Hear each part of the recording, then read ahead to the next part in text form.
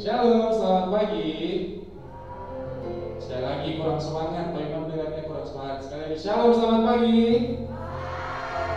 Oke, ya sebelum kita memulaikan pembelajaran kita pada hari ini, kita akan memuji Tuhan. Kita naikkan lagu Tuhan Yesus Baik. Sambil bertepuk tangan boleh. Tiada berkesudahan kasih setiamu Tuhan, selalu baru rahmat-Mu bagiku. Hari berganti hari, tetap kulihat kasih-Mu, tak pernah berakhir di hidupku. Tuhan Yesus baik, Tuhan Yesus baik. Sungguh amat baik untuk selama-lamanya. Tuhan Yesus baik. Kita ulangi sekali lagi. Tiada berkesudahan kasih setia-Mu Tuhan, selalu baru rahmat-Mu bagiku. Hari berganti hari, hari berganti hari, tetap kulihat kasih-Mu, tak pernah berakhir di hidupku. Tuhan Yesus baik, Tuhan Yesus baik, sungguh amat baik untuk selama-lamanya. Tuhan Yesus baik. Sekali lagi, Tuhan Yesus baik, Tuhan Yesus baik, sungguh amat baik untuk selama-lamanya. Tuhan Yesus baik untuk selama-lamanya, untuk selama-lamanya. Tuhan Yesus baik. Sekali lagi, untuk selama-lamanya, untuk selama-lamanya. Tuhan Yesus baik. Luar biasa. Oke, mari kita siapkan hati kita untuk mendengarkan firman Tuhan. Kita nyanyikan lagu Hanya Sejauh Doa.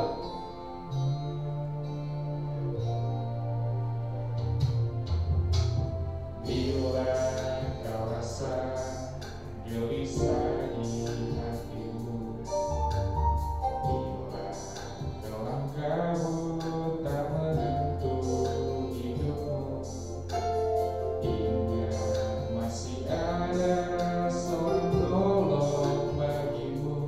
Yesus tak pernah jauh darimu. Bila cobaan menggodai hatimu, bila sengsara menimpa keadaanmu, ingat Yesus takkan pernah jauh darimu. Dia selalu pedulikan kamu. Berseru, memanggil namanya, berdoa, Dia akan segera menghampiri dirimu. Percaya, Dia tak jauh darimu. Dia hanya sejauh doa. Kita ulangi lagu ini sekali lagi. Bila kau rasa gelisah di hatimu, bila kau kabut tak menentu hidupmu, ingat masih ada seorang tolong bagimu. Yesus tak pernah jauh darimu. Bila cobaan menggodai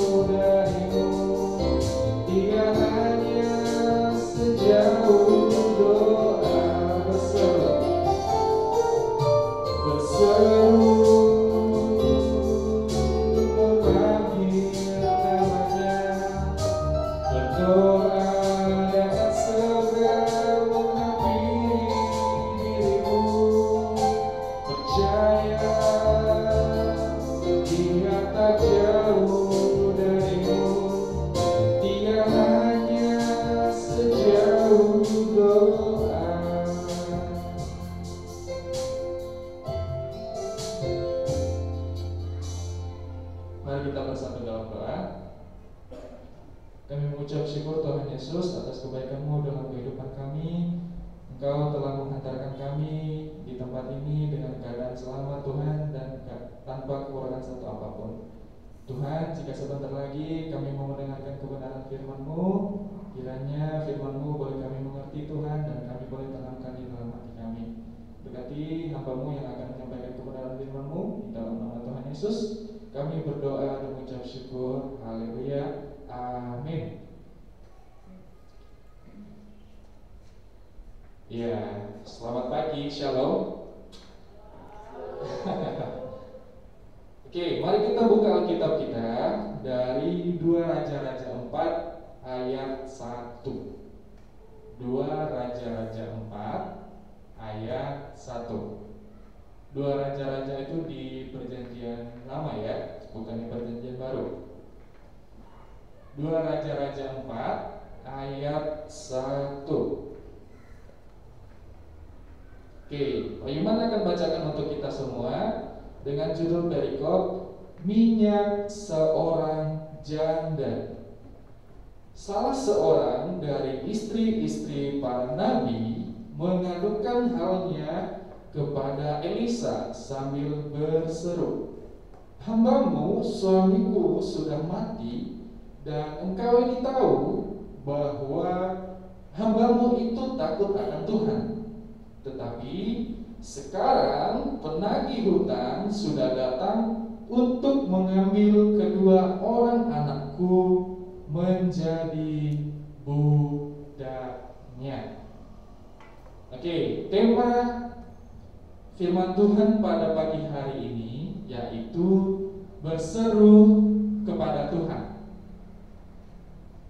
Dari ayat firman Tuhan yang barusan kita baca, dari judulnya saja kita sudah mendengar kata janda. Ya, mungkin anak-anak di kelas kecil tidak tahu apa itu janda ya. Pak Iman akan jelaskan. Janda itu artinya seseorang yang sudah tidak bersuami. Pak Iman ulangi. Janda itu artinya seseorang yang sudah tidak bersuami.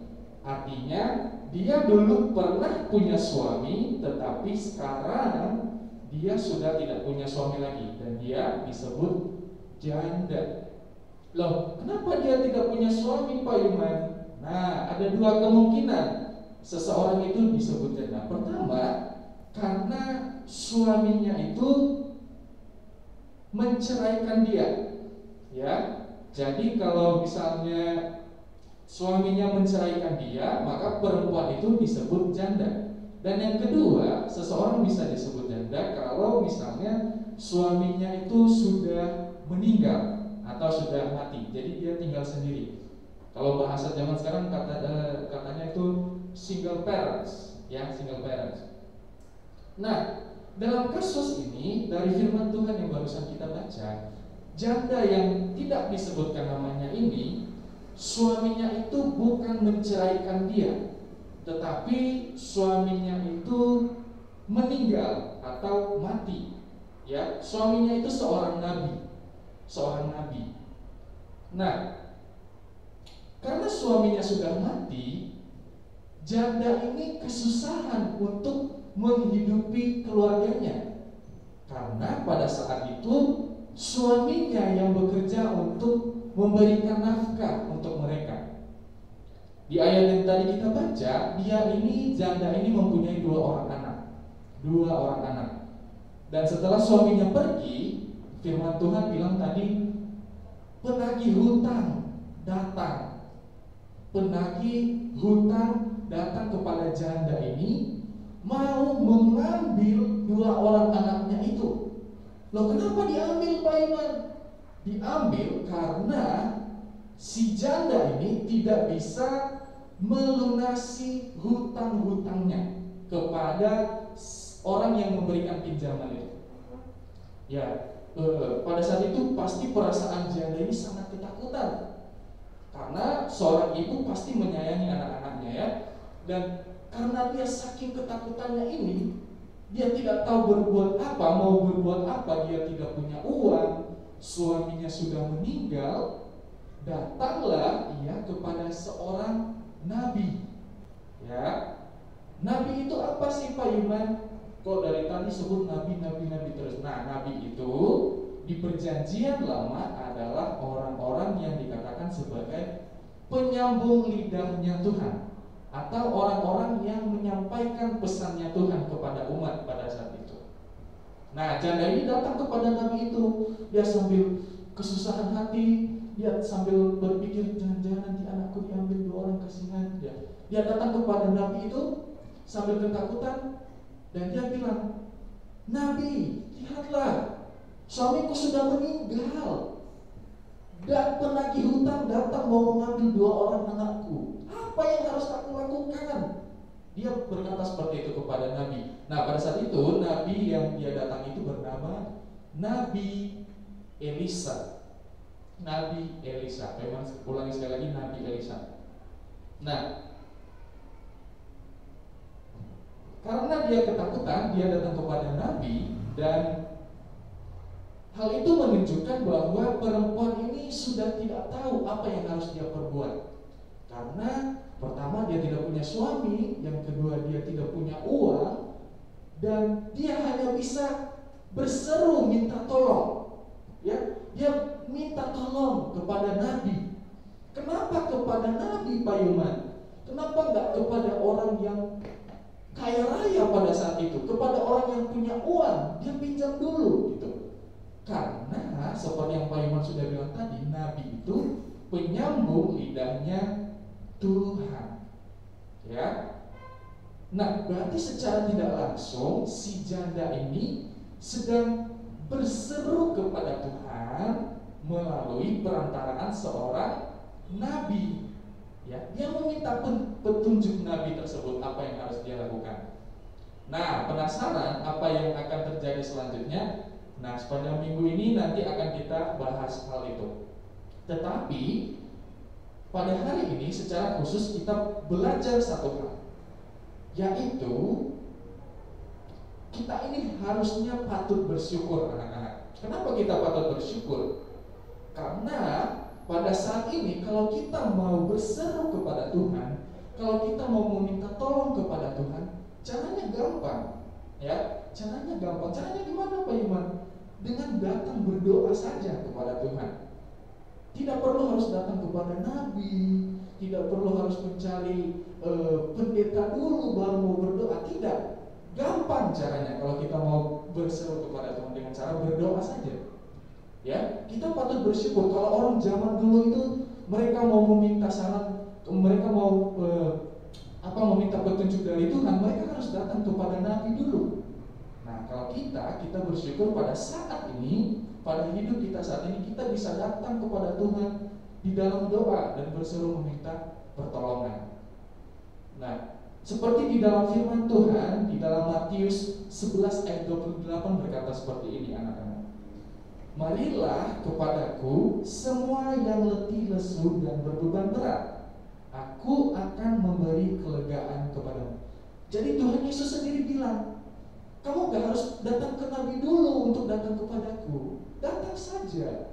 Kalau kamu sedang lelah, kalau kamu sedang letih, datang saja melalui doa. Aku akan memberikan kelegaan kepadamu. Tuhan bilang seperti itu. Atau di ayat yang lain, firman Tuhan juga bilang seperti ini di dalam Matius 21 ayat 22. "Dan apa saja yang kamu minta dalam doa, dengan penuh kepercayaan kamu akan menerimanya."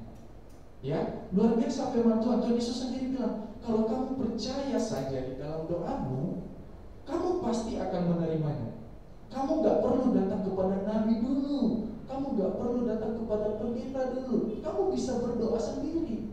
Kalau kamu sedang kesusahan, kalau kamu sedang meminta pertolongan, sama seperti janda yang sedang kesusahan tadi.